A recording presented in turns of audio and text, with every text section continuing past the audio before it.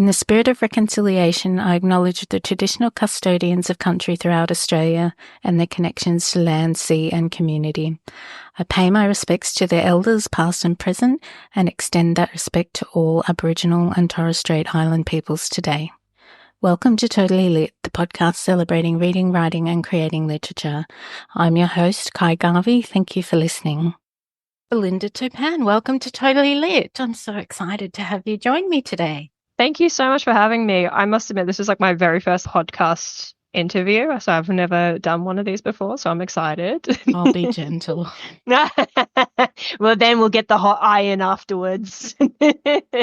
I understand that you love vampires. Yes, I am obsessed with them. Ever since I was like a kid, they've always been like my go-to thing, especially when I first watched this TV show called Buzz Lightyear on Saturday Disney Channel when that was originally on Channel 7. There was this creature called the Energy Vampire, and I thought he was the coolest character. And that kind of just sparked from there. And I was like, wait, it's just a kid's version of a vampire? Okay, that's cool. Let's go. And that kind of just spiraled on from there. Yeah, my love for vampires hasn't wavered. And people go, oh, could you try and do anything? And I'm like, other than vampires? I'm like, I'm sorry, I can't. I tried, but I can't. So tell me, you've got a book coming out in a few weeks. Can you tell me about the book? Yeah, of course. My little book is called One of a Kind. I started writing this back in like when I was in high school, and that's about over 10 years ago now. And it's only just recently I kind of like kicked my butt into gear of like, all right, it's time to write this story. So it's about a girl named Ceres who's going through her final year of high school, and she's like, stuck in this rut. She's very much like trying to find her own path, trying to find out who she is as an individual, but her mentor and guardian holds on to with an iron grip, rules with an iron fist almost. And she finds that quite conflicting and constricting, especially when you're a young person trying to find your own path, and it feels like someone's laid it out for you without you trying to seek it yourself. Like, I understand that feeling where you feel like someone's trying to force you on a path. I want it to be like, that thing of like, no, you can find it. It does take a bit of time, and it does take a bit of courage to take that first step. But as she's like, goes through that notions, her closest friend disappears. And as she starts looking for him, it gets interesting. Things get more interesting where she's like, oh, this is a lot more deeper than I intended it to be. And so, yeah, I don't want to spoil too much. So you started writing that while you were at high school? So does that mean you've been a writer from an early age? Yeah, I think I started writing around start of year 10. So I was like 14, 15 when I first started writing. It became my outlet during hard times in high school and family life. So it kind of helped me escape. I always had like this vivid imagination where I'm like, I got to do something with this. I've got so many stories, so many ideas. And like, it'd be so cool to bring people into this crazy little world that I've got cooking in my head. I started writing as well for that other reason, and there was a lot of like when you compare to like 15-year-old me to now, it's incredible how much has changed from like early written drafts of One of a Kind to early 30s Belinda, where you're just like, wow. Because I was a really angry teen back then. My grandmother read like the very first editions of it, and she was like, you wrote this when you were in high school? And I was like, yes. And she was like, you were very angry at the world back then. And I was like, yes, you hit the nail on the head, Grandma. And that was just from purely reading the book. It is quite really cathartic, though, to write your feelings. And you can also kind of create the ending you want when you're writing fiction as well. So you can change situations if you want to make them be how you want them to be. I think there's a lot of power in writing. This book is a self-published work. Did you want to tell me a bit about that experience? Yeah. So far I've self-published all my novels. So will be the fourth one that I've self-published. But this is the one that I think I've done right by it compared to the other releases. With the other releases, they were just like, oh yeah, here's a new book. Here you go. Have fun kind of thing. Where with this one, I've actually was like, okay, let's actually do a book launch. Let's actually try and get some marketing up for it. Let's try and get some pre-orders going. Let's try and make it different compared to all the other ones. Even getting in touch with Kathy from Turtle Publishing. Like I got in touch with her going, all right, I really want to try and maximize, like, I guess the availability of this book, like to say, hey, like this is coming out, but I've done like this really big push for it. So like it's a lot of planning. Like Yes, I've it's a big been project. yeah, like I started planning all of this early January. Like that's when I started reaching out to people. I started organizing book covers. I started organizing artworks to get done by independent artists. I also started like looking into venues early on, like, you know, where can I launch this book? Because I was lucky to get a grant with Logan City Council. So that's what helps Amazing. Well kickstart this done. process. Thank you. Thank you. Kind of gave me that extra motivation of like, okay, Mm, I actually have to do this. If I didn't have that deadline, I don't think I would have gotten this book out as soon mm. as I originally did. And It who might who have been did another you 2 years. use as a mentor? I went through the Brisbane Writers Centre and they appointed me Jan Andrew Henderson Oh, he's as my mentor. amazing. He's lovely. Yeah. He really gave me a huge confidence boost because I gave my drafts to the Brisbane Writers Council and they're like, oh yeah, we'll give it to Jan. And I was like, I think it has some really good bones in it. And they were like, Jan will tell you if it has good bones in it. And I was like, oh, okay, then. All right. He was like, no, it was a good story. Even though it's not completely finished, you've got a Mm. good story on your hands. And I was like, oh, wow. I didn't think there was anything good. But like to hear that from another author, that really boosted my confidence. Mm. And also him asking, why haven't you joined any like competitions and stuff like that? And I'm like, because I never thought my story would be good enough or I'm a good enough writer. Like those are the demons I deal with in my head where I'm like the self-doubt. It's terrible, So but you've got to dip your toe it in. is. Yeah, it's difficult with competitions because sometimes it's just depending on what the judges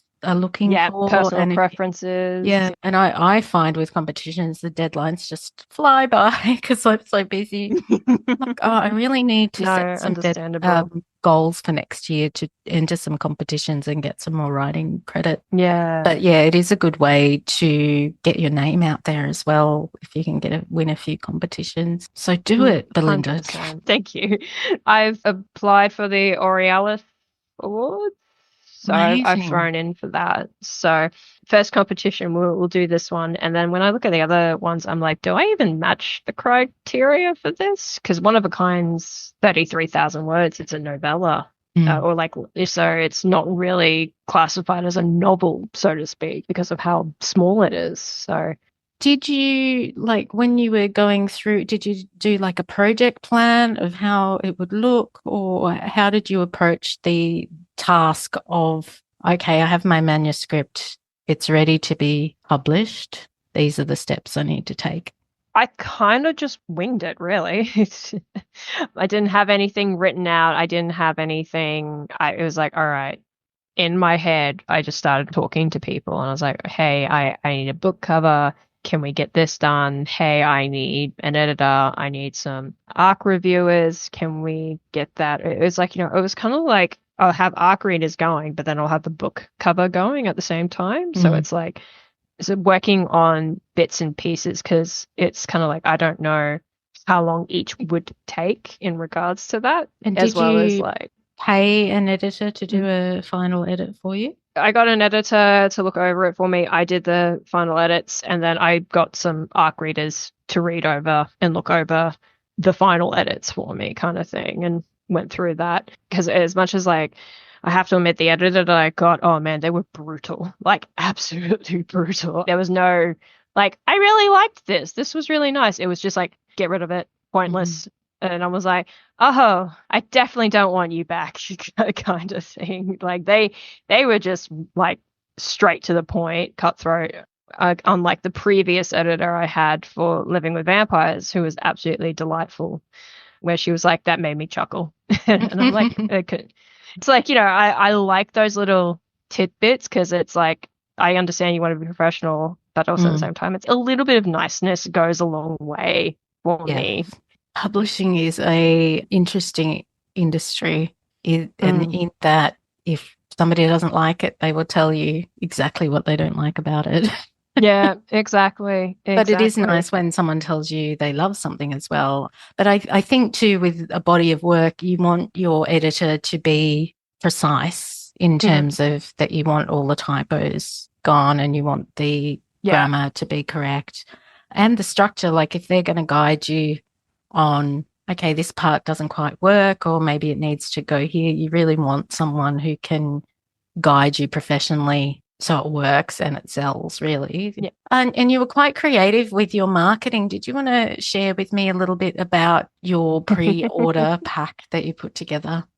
Funnily enough, this was like a last minute decision, but like the week before I announced the release of my book, took me like 3 or 4 days of just like making a website page and deciding what I wanted in the pre-order packs and stuff like that, where I've got a small, medium, and large package deals. So, you got a bit of differences. You got your paperbacks for the small, hardback for the medium, and then you got a bespoke hardback, which is a little bit more fancier than your medium hardbacks. So yeah, I market it as like you can have a keychain, a foiled bookmark, and like I do like a coven keychain. So like Oh, I've got cool. a little quiz that you can do so you can find out which vampire coven you belong to, and it gives you a description of what they're about and who's the leader of each of these covens. And it's like Harry Potter houses, like if you like those kinds of things, it's Mm-hmm. like that kind of vibe to it. Oh, awesome. That's a question I ask all of my guests is what Harry Potter house you are in. Do you have one that you belong to? Ironically, like when I did the official test and I did it twice because I didn't trust the first time, I was like, apparently I'm Gryffindor. Oh, Um, excellent. yeah, which is so bizarre because I'm like, really, I thought Hufflepuff would be more I'm a my Hufflepuff. vibe. Want to Yeah, be because it's all Gryffindor, but about I'm a Hufflepuff. yeah, because it's all about loyalty and I'm loyal, like I'm loyal to my friends, and it's just like no, no, you're Gryffindor, and I was like, what? I'm married to a Slytherin, although he is like the nicest man on the planet, so I don't know how. How does this work? It's like the But math ain't mathing right now. I think he's a self-identifying Slytherin. Did he purposely choose the questions that he knew he would get into Slytherin? Because that's what my mum did. She purposely chose the You questions. can rig the test. Rig the system. And how have you found the uptake of your pre-order packs? For a small little like upstart, I'm pretty happy with it. It's like I didn't get a crazy amount of orders, but that's fine. At the same time, you know what? It was my first time doing this.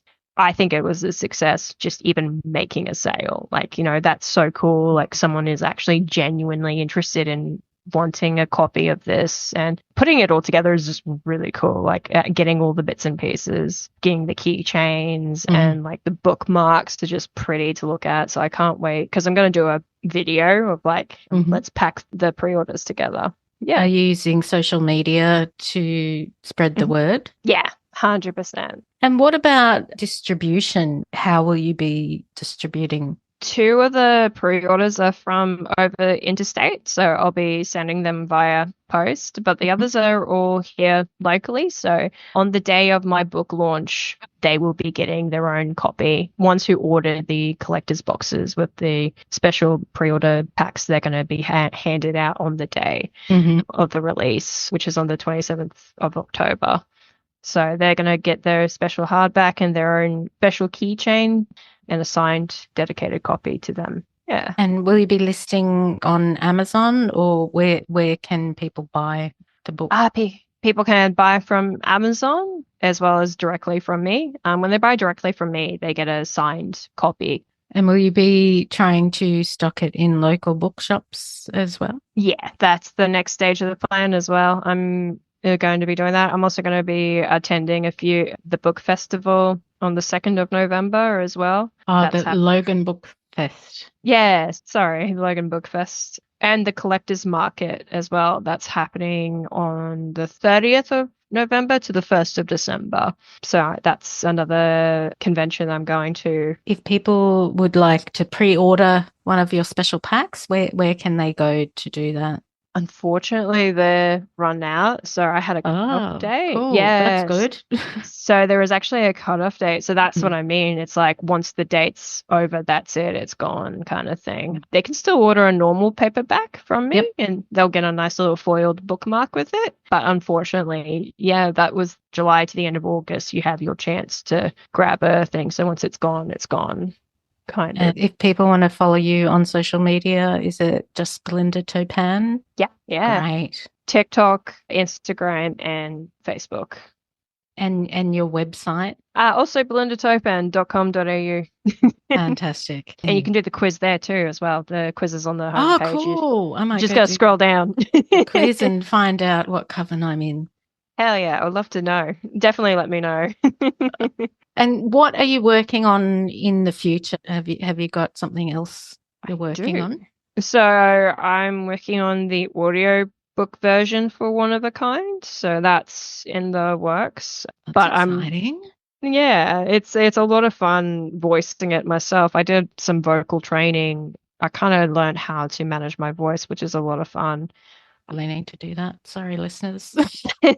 No, it's a lot of work, especially when you're reading from a script Mm, and stuff like that. And I have a friend who's gonna audio engineer it for me, which is amazing. And fantastic. That's great. yeah, but while working on that, I'm also working on the sequel for One of a Kind. So I already know what the title is. It's just mostly working out the nuts and bolts of the villain, their purpose, why they're doing this kind of Mm. thing, and like for my character's own development as well in the story. Because I kind of want her to like grow as a character, but slowly, like, she doesn't learn lessons straight away kind of thing. Like I want it to be over the course of the book series.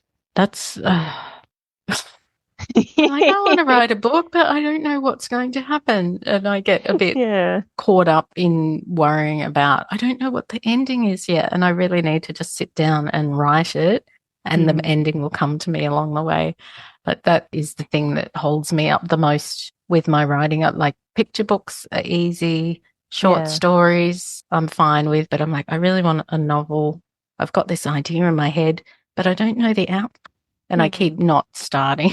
I understand. It's like I don't even know how the final book's gonna end, but I feel like taking that first step, it's like the hardest, like, but also the most rewarding because it finally gets you going. And I always say to people, like, write what you already know, like what you already Mm. have in your head. And that tends to have that flow on effect with, all right, I already know what this part is and this part is. And then as you write along, you're like, oh, but I've got inspiration for this bit now. And you tend to like weave and stitch together the story you want to tell. I tend to have scenes in my head where I'm like, it's going somewhere in the middle here for now, but it might be closer to the beginning or closer to the end, but at least Mm. it's written down and I know this is what I want. I'm very much, when I sit down and write, I write from start to finish. So I just will write a short story. Okay, that's finished. Yeah. So the writing a novel is a very different experience. And that's where I'm like, okay, can you do it? I think I have to, yeah, put together a bit of a plan to make Yeah. it happen. I'm definitely envious. Like, if you've got 4 books out, I'm like, wow, that's amazing. Will I ever have 4? I don't know. Oh gosh, I like look the one of my books definitely needs a rewrite, so it's don't be too envious because it needs rework. It needs some work. Amazing. And tell me, where is your book launch? So I'm hosting it at a store in Springwood called Dorky Desires. It's a game shop slash card shop and anime shop. So very much like for the geeky people out there, if they love Yep. the nerdy stuff, definitely a place to come and shop all your D&D needs. But I'm gonna host it there, and the girls who run the shop are absolutely amazing, and they're very excited to host this with me. Yeah. Very cool. Well, thank you so much for joining me today, Belinda. I've enjoyed hearing about your mentorship and your process of self-publishing, and the book sounds pretty cool as well Well, in thank you. terms of content. Yeah. Thank you very much for joining me today. Thank you so much for having me. It's been an absolute delight. I think there's definitely people out there who are looking at self-publishing their own books, and it's great to have those tips to know how to get started. Thank you so much, Belinda. Thank you. Totally Lit is an independent podcast. You can help support us to continue to chat with wonderful Australian creatives by leaving a review on iTunes or sharing our socials with your friends. You can also make a contribution at www.buymeacoffee.com/Totally Lit. This will also help with equipment and podcasting platform fees. I love to interact with our listeners, so feel free to say hello either by email or social media at totallylitpodcast@gmail.com, or you can find me on Facebook, Insta, LinkedIn and Twitter, and now Blue Sky. I've also created a group on Facebook called the Totally Lit Writing Community. It's a space to continue the conversation and share your writing successes, events, launches and latest projects. Jump into the group and say hello. Thank you for listening to Totally Lit, and don't forget to go out into the world to read, write, create, ignite.